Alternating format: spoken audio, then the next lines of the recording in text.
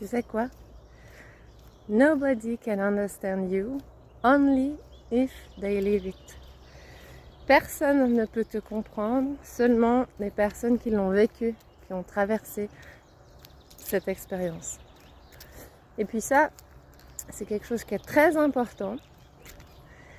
Et pour rebondir là-dessus, que quand tu souhaites te faire accompagner au mieux, thérapeute, coach, ou atteindre tes objectifs, toujours aller vers une personne qui a vécu, qui a traversé la même chose que toi, qui a réussi à atteindre l'objectif que tu veux atteindre.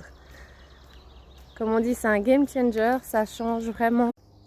Et si la personne a vécu la même expérience, elle va de toute façon la vivre dans son unicité, parce que ce qu'elle va ressentir, ce qu'elle va vivre, plein de choses, plein de détails, c'est différent.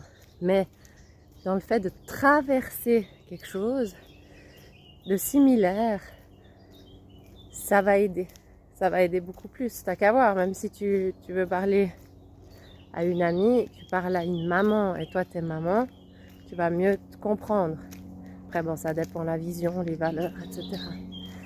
Mais voilà, c'est clair que si tu veux, par exemple, perdre du poids, ben voilà, si quelqu'un qui a jamais dû vraiment perdre du poids, qui était plutôt slim, et n'oublie pas les techniques qui fonctionnent à long terme, c'est quand tu as pris l'ensemble de ton être en compte, et pas juste un corps physique, ok?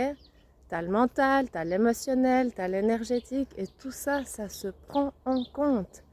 On a aussi tout notre bagage d'éducation, de la société, le transgénérationnel, nos lignées maternelles, paternelles, nos vies antérieures, c'est une chose globale. N'oublie pas que tu es un être multidimensionnel. Je vais prendre l'exemple de perdre du poids, parce que ça peut concerner la plupart des gens, c'est plus parlant. Faire du fitness, c'est bien, mais tu vas pas perdre sur le long terme, tu vois. Tu vas faire juste ton alimentation, bah c'est bien sur un moment, mais pas sur le long terme. Parce que tu n'as pas pris en compte tes fonctionnements mentaux. Et c'est ça le pire, c'est quand tu arrives à gérer ce mental, en fait. Ça part de là, le problème. Et après, l'émotionnel.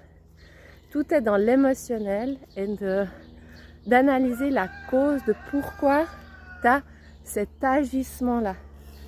Et puis quand tu peux trouver justement cette cause, qui est souvent en lien avec l'émotionnel ou ton fonctionnement mental, là, ça